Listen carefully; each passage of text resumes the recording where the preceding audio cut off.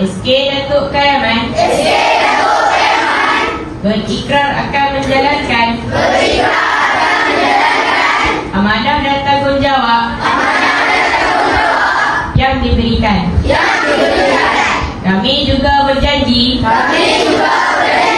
akan sentiasa menjaga